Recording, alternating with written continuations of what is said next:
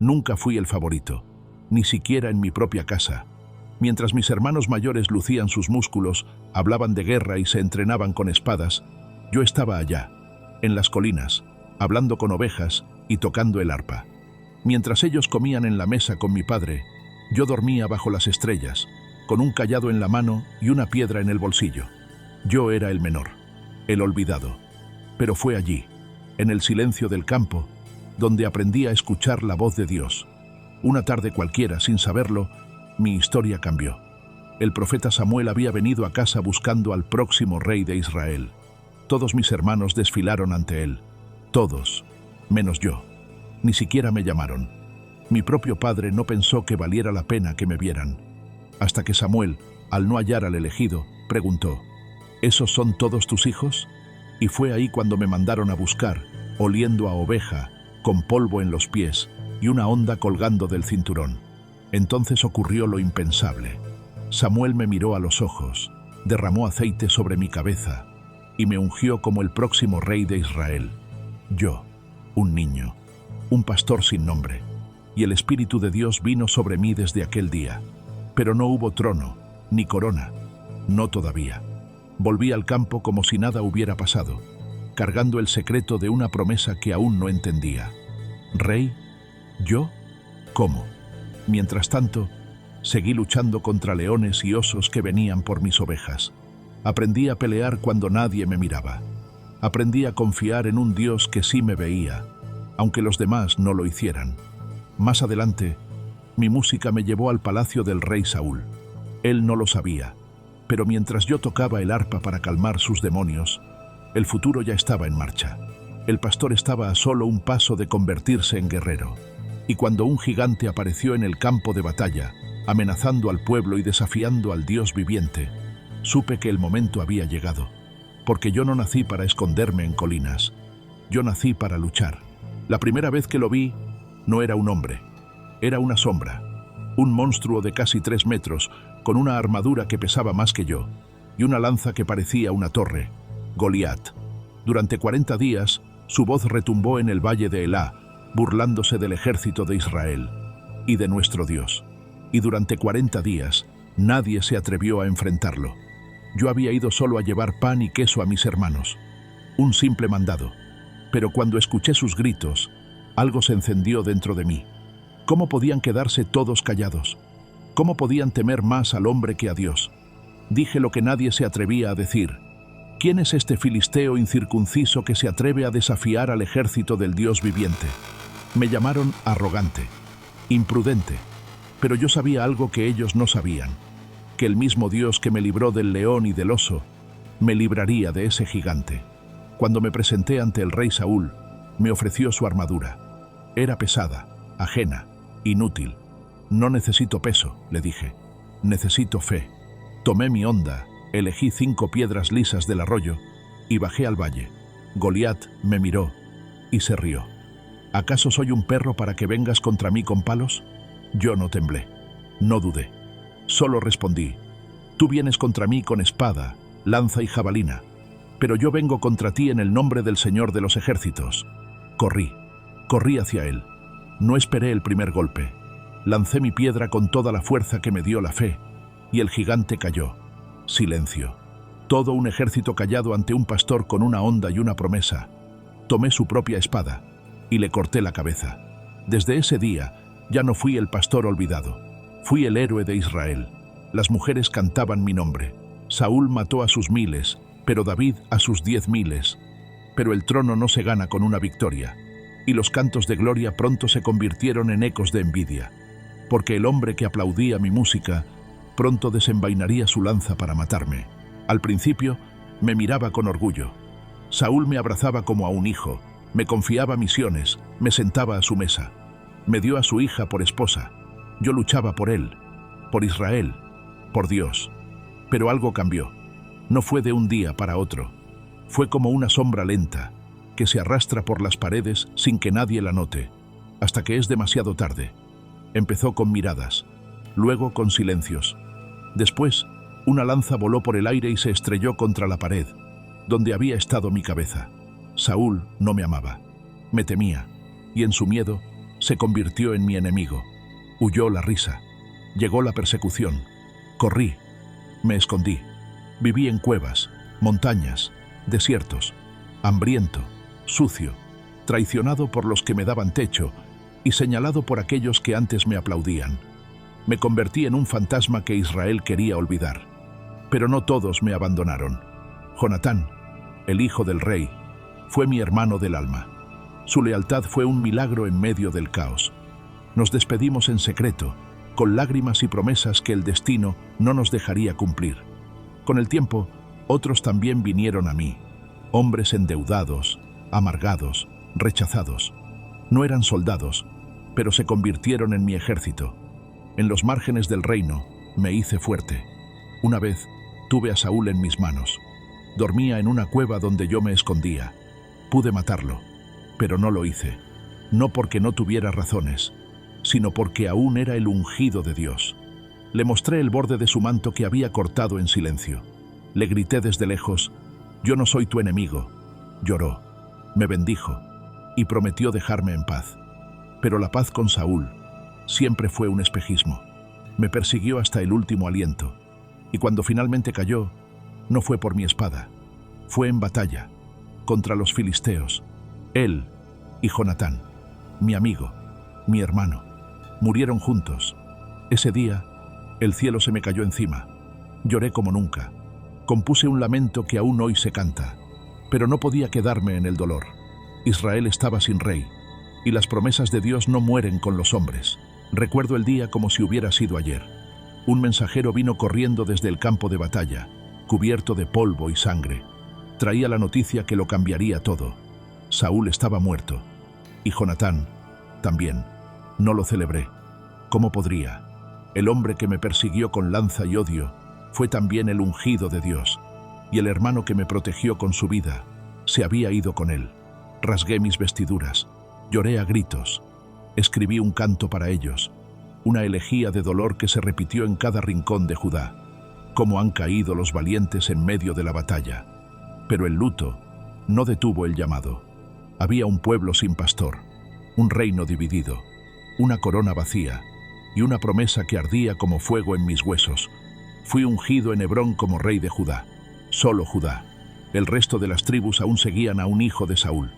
7 años esperé, 7 años de guerra civil, traiciones y desgaste, hasta que finalmente todas las tribus vinieron a mí y me dijeron: «Tú fuiste quien guió a Israel, incluso cuando Saúl era rey. Dios te ha dicho: tú pastorearás a mi pueblo, y tú serás su príncipe». Y así, por segunda vez, fui ungido, no ya como un muchacho escondido entre ovejas, sino como el rey de todo Israel. Mi primer acto como rey fue conquistar Jerusalén, una ciudad neutral, fortificada, imposible según muchos, pero para mí era el lugar donde debía levantar el corazón del reino. Tomamos la fortaleza de Sión, y allí la establecí como capital, la ciudad de David. Y entonces traje el arca. Sí, el arca de la alianza, el trono de Dios entre los hombres. Dancé como un niño frente a ella, sin corona, sin orgullo, sin vergüenza. Mi esposa Mical me miró con desprecio, pero yo ya no danzaba por los hombres. Danzaba para aquel que me sacó del campo y me puso en el trono. El reino prosperaba, las fronteras se expandían, las victorias eran continuas, y en la cima de esa gloria, Dios me hizo una promesa: «No construirás mi templo, pero tu casa será eterna. De tu linaje saldrá el rey que no tendrá fin». No lo entendí del todo, pero supe que no era una simple bendición. Era el inicio de algo mucho más grande que yo. Pero la cima también es el lugar desde donde más duro se cae. Y pronto mi mirada se desvió, no hacia el trono, sino hacia una mujer bañándose en la azotea. Los enemigos caían como torres de arena. Filisteos, moabitas, edomitas, uno a uno, el Señor los entregaba en mis manos. Israel nunca había sido tan fuerte. Las fronteras se expandían más allá de lo que nuestros padres soñaron. Y yo me convertí en algo más que un rey. Era guerrero, juez, pastor de un pueblo entero. Pero cuando la espada descansaba, tomaba la lira. Las noches eran mi templo. Allí, bajo el manto de las estrellas, cantaba a mi Dios. como cuando era niño entre las ovejas.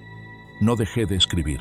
Mis manos que empuñaban la espada también tejían versos, salmos, canciones de angustia, de victoria, de arrepentimiento, de gloria. Algunas nacieron en cuevas, otras en palacios, todas desde el alma. Y fue en medio de esa plenitud, militar, política, espiritual, que el Señor me hizo una promesa que ningún rey había oído jamás. No serás tú quien construya mi templo, me dijo, porque has derramado demasiada sangre, pero tu casa, tu linaje, no tendrá fin. De tus entrañas saldrá el ungido eterno. Su reino no terminará jamás. Yo, que había sido un pastor invisible, recibía ahora un pacto eterno, no por mérito, sino por gracia. Preparé todo para el templo: oro, madera de cedro, planos, cantores, instrumentos, y aunque no me fue permitido construirlo, lo imaginé en cada detalle. El lugar donde Dios habitaría con su pueblo. La gente me amaba, mis siervos me honraban, mis enemigos temblaban, y yo me sentía invencible. Pero en la cima del poder, el corazón se vuelve cómodo, y cuando ya no salía a las guerras, empecé a pelear otra batalla, una mucho más silenciosa, una que no se gana con espada ni con salmos, una batalla contra mí mismo. Y entonces la vi, desde la azotea, su silueta bañándose en la luz del atardecer, y aunque era esposa de otro, la deseé, la tomé, y con una sola mirada, destruí lo que había tardado años en construir. Nunca imaginé que un solo momento pudiera cambiar tanto una vida, una mirada, un deseo prohibido. Betsabé estaba allí, bañándose en la azotea, ajena a la tormenta que estaba por desatar. Mandé a llamar a mis hombres y la traje a mi casa. Ella estaba casada con Urías, uno de mis guerreros más leales, un hombre valiente y honorable. Pero la pasión no entiende de honor. Pronto la noticia corrió como fuego. Betsabé estaba embarazada. No podía ocultarlo. Intenté ocultar mi culpa, trayendo a Urías de la guerra, esperando que se fuera a su casa y que pensara que el hijo era suyo. Pero Urías, fiel a sus compañeros, no quiso abandonar el campamento. Me sentí acorralado. Entonces tomé la decisión más oscura de mi vida. Envié a Urías a la batalla más peligrosa y lo dejé morir. Su sangre manchó mis manos, pero cerré los ojos, hasta que el profeta Natán vino a mí, con palabras que desgarraron mi alma. Me contó una historia, simple pero devastadora, que reflejaba mi pecado con una crudeza imposible de ignorar. ¿Cómo pudiste hacer esto, rey? Eres el ungido de Dios, pero has quebrantado su ley. No pude negarlo. No pude esconderme más. Caí de rodillas y lloré. Ten misericordia de mí, oh Dios, grité. Límpiame, límpiame de este pecado. Dios me perdonó, sí, pero la culpa no desapareció. El castigo vino rápido y cruel. El niño que Betsabé esperaba murió. El dolor fue insoportable, un castigo que me siguió hasta en mis sueños. Y aunque volví a tener hijos con Betsabé, incluyendo a Salomón, nunca pude borrar las cicatrices de aquella caída. Fue una lección que aprendí a la fuerza. No importa cuán alto estés, ni cuán amado por Dios te sientas, un hombre es vulnerable. Y a veces, la mayor batalla es contra uno mismo. Después de la tormenta, la paz nunca volvió a ser la misma. Mi casa, mi reino, estaban llenos de sombras. El pecado no se quedó solo en mi alma, se extendió a mis hijos. Absalón, mi hijo, era un joven hermoso y carismático, pero también orgulloso y vengativo. Cuando Amnón, mi otro hijo, violó a su hermana Tamar, Absalón buscó justicia y no la encontró en mí. La herida se abrió, la familia se rompió. Absalón huyó y años después regresó con un ejército, reclamando el trono que creía suyo. Me di cuenta demasiado tarde de que había criado a un enemigo en mi propia casa. La guerra civil desgarró a Israel. Hermanos contra hermanos, padre contra hijo. En el campo de batalla, Absalón fue derrotado, pero su muerte fue una de las penas más grandes que he sufrido. Perder a un hijo, aunque fuera enemigo, es una herida que no cicatriza. Y no fue solo Absalón. Tuve que enfrentar traiciones, conspiraciones y rebeliones que parecían no tener fin. La tristeza me hundió, pero la responsabilidad me levantó. Seguí siendo rey, sí, pero también un hombre marcado por la tragedia. Mis últimos años estuvieron llenos de reflexión y arrepentimiento. Sabía que, aunque el trono era mío, mi legado era frágil y humano, porque ser rey no es solo gobernar, es enfrentar tus propias sombras y las de los que amas. Cuando el polvo de las batallas se asentó y las voces de la guerra se apagaron, quedé solo con mi alma y mis pensamientos. Un hombre, un rey, un pecador, que sabía que la verdadera batalla era con Dios. Escribí salmos que aún hoy resuenan en los corazones de millones. Canciones de amor, de arrepentimiento, de confianza absoluta. El Señor es mi pastor, nada me falta. Palabras que nacieron de mi experiencia, de mi dolor y de mi esperanza. Además, pedí sabiduría, no para gobernar mejor, sino para entender el propósito de mi vida. Y Dios me la dio. Sabiduría para guiar a Israel, para discernir entre lo correcto y lo errado, para preparar a mi hijo Salomón, el rey constructor del templo. Pero mi legado no terminó con nosotros. Dios hizo una promesa eterna. De mi linaje nacería un rey que reinaría para siempre. Un Mesías, un Salvador. Ese es el pacto que aún sostiene la fe de millones. No un rey perfecto, sino un hombre elegido, amado, caído y redimido. Un hombre que, como yo, caminó entre el polvo y la gloria, entre la sombra y la luz. Hoy, mi historia sigue viva. En cada salmo cantado, en cada oración al cielo, en cada corazón que busca a Dios. Porque más allá del trono, más allá de la espada, lo que realmente importa es el legado que dejamos en el alma. Y ese legado es eterno.